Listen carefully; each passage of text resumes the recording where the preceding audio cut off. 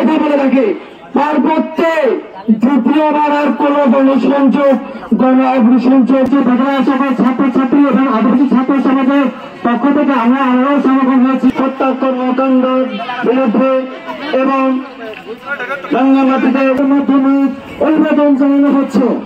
এটা স্বাধীন রাষ্ট্র। সবাইকে সংগ্রামের শুভেচ্ছা। তো আমি কথা না বাড়িয়ে সরাসরি বিভিন্ন ভাবে আমাদের সেনা শক্তিকে কাজে আমি এই সংগ্রাম আমরা রক্তের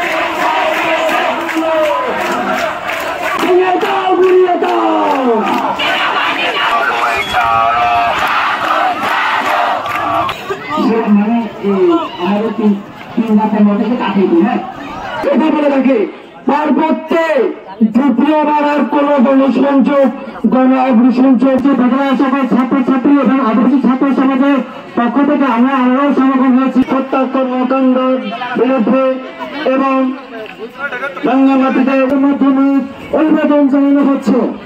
এটা স্বাধীন রাষ্ট্র। সবাইকে সংগ্রামের শুভেচ্ছা।